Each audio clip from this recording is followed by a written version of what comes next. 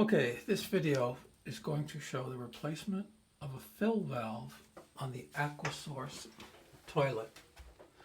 This is the Lowe's toilet, and this is the fill valve. And the problem that I've been having with it is that it doesn't close off completely, so the water level continues to rise, and then it starts going into the overflow tube. And so what I've been having to do is just in the short term, is when that happens, is to turn off the water supply. Then the toilet can be used, but you have to turn that on and off as needed, so it's quite inconvenient. What I noticed was I've already taken this apart completely, even not so as remove it from the tank, but enough so to actually get the rubber valve membrane, I should say, completely out of the fill valve.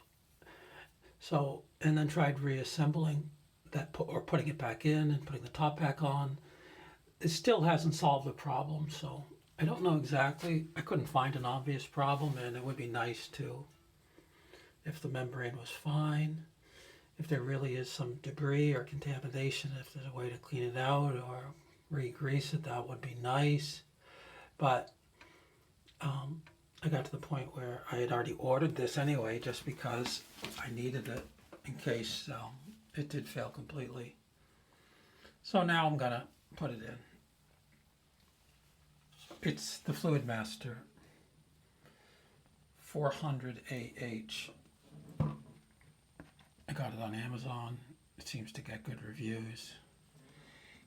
You cannot get parts for that old fill valve for the AquaSource. You'd have to order the entire fill valve, and the price of it, I believe, will be more expensive than this.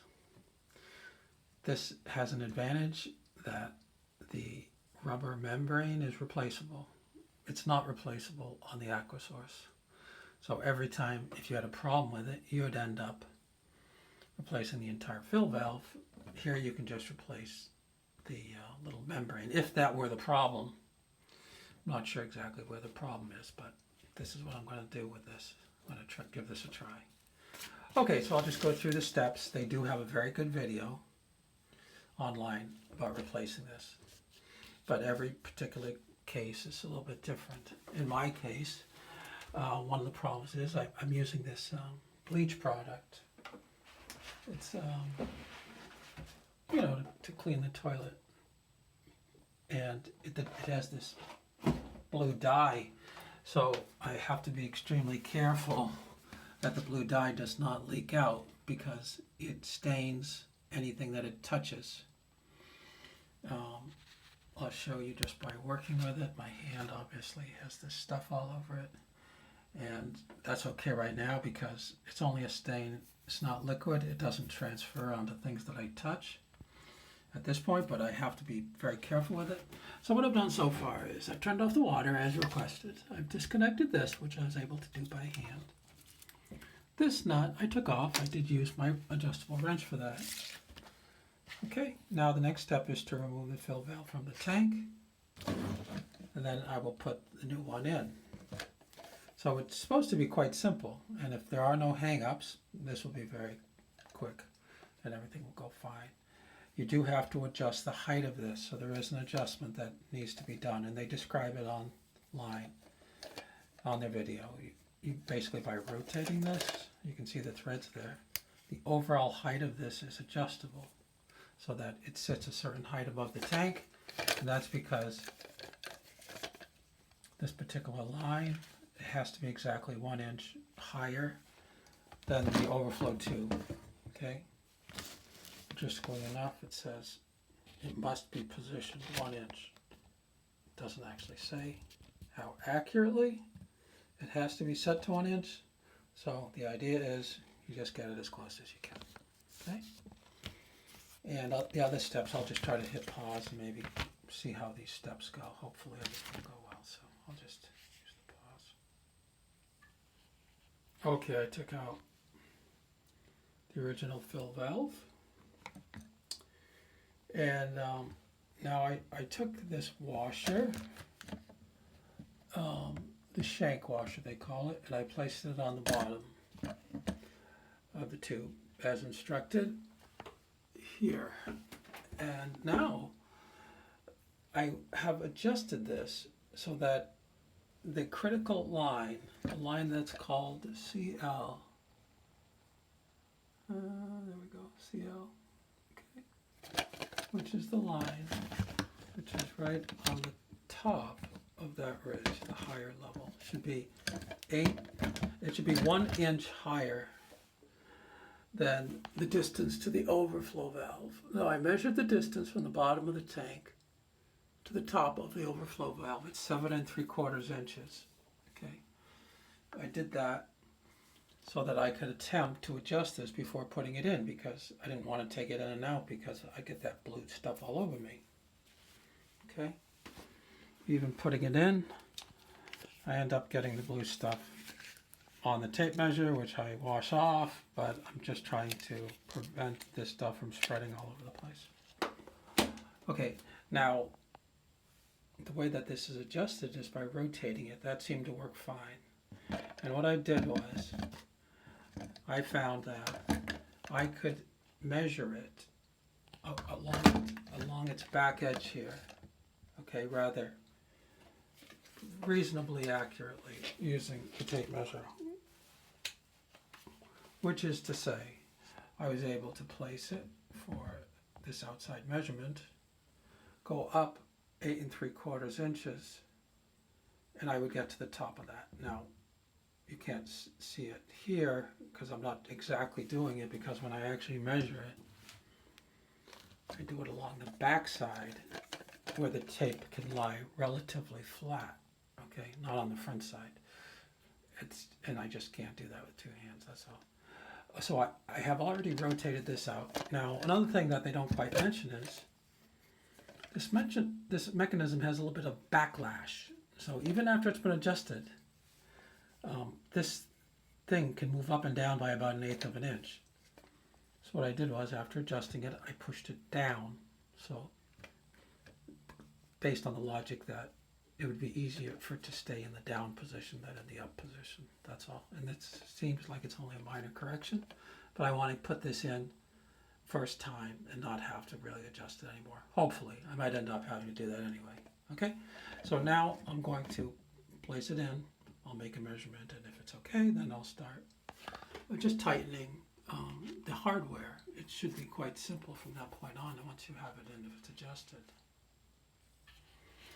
Okay, before putting the new valve in, I did wipe the area around that hole dry, and then I scraped it with my fingernail just to make sure there wasn't any particulates, because I do not want this to be leaking this blue water onto the floor. In retrospect, I could have waited until this cleaning thing was totally done. It lasts about 3 months or so. And then when it is done, all of this water, after a while, it looks more or less completely clear. That would have made it easier, but I wasn't thinking like that. I just wanted to get this done today. Well, it's a rainy day, so I'm going to go ahead and put in the valve. Okay, I put the valve in, the flush valve. I tightened the lock nut by hand, as tight as I could, because that's what the instructions said to do. Now, I tried making a measurement inside with the tape measure, and I found it to be very difficult to do that. So what I did was, I placed this across the top of the overflow tube and made a mark on the side of the tank with a pencil, and I measured up 1 inch. Okay? But I also tried placing this at the CL line and trying to make it level, but this is just a guess because it's all by eye. And then I tried making it level and putting a mark over on the side of the tank. Now, I can't do it precisely here, but that's where I ended up making the mark. Then, the idea was to see how level is it between these two spots. Okay, and I couldn't actually get a level in there because I couldn't get it in physically to make a line on those goes.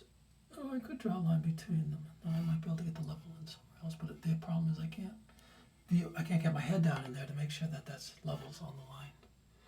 But anyway, it looks close enough. I'm not going to overthink it. Okay, I just wanted to double check. So now I think I'm ready for the next step, which is it's to put on this tube. Okay, as I was showing my technique, I did realize that I could get a flat straight edge in there. I could extend this line out between those two. And by extending it out, I could actually get it far enough out where I could actually put a level on that line and still fit it into the tank and look at it. And just to see. Now, the problem with something like this is, of course, it's not perfectly level. Nothing is. It's just close. And that doesn't really tell me how close that is to 1 inch, but it's probably within 1/8 of an inch. Okay? So it's going to be good enough because I'm just going with it. And now I'll go ahead and put that little, I did tighten that up hand tight. I'm going to put the that little tube in there in that position. I do have to cut it to size. I don't need to use this clip because the AquaSource has a built-in retainer, okay? So let's just see. I'll cut that to size and put it in and see how it looks. Okay, I put the hose on.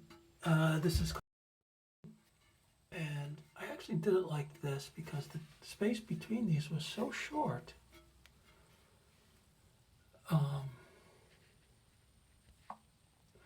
The space between these was so short that I wasn't sure that I was going to be able to get the 90-degree turn on the tube and have everything be happy. And then at the same time also be able to exercise this adjustment because it has very little play in here.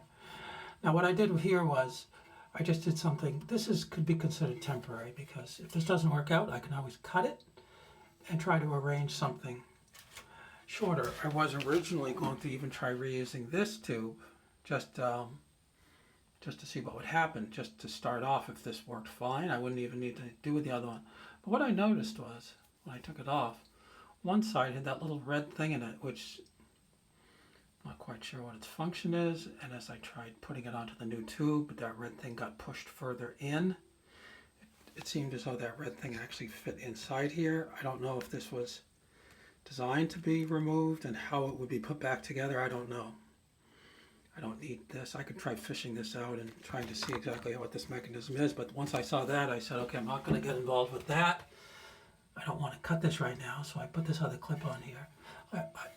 The online video says that if I could have reused that, but I wasn't comfortable putting it down that low when the instructions here said nothing about that. And here the refill is higher or above that tube. Anyway, I consider this temporary once I adjust everything. If everything's working fine, but if it's not, I can cut this as necessary. Try different arrangements. I could go directly into that. I may not need this in order to refill the tank the amount that I want. So anyway, I think oh yeah, now I'm ready to actually attach the water supply. Then I'll fill the water in. So let's just see how that goes. Okay, I did tighten this. This is a hand tight fixture. The lock nut you can see under there also is a hand tight fixture. The old one had a hex nut, not hand tight, so I had to use the wrench on that. The danger, of course, is with the wrench is that you can over tighten it. The problem is that if your hands are weak, you can't actually tighten it enough. Okay, let me just fill it up with water and see what happens. Okay, open the fill valve. It all filled up, no problem. So I have no major leaks. I have no leaks here that I can detect, but I'll just have to monitor that. These can be tightened obviously a little bit tighter if needed. I will just try flushing it just to see how it goes.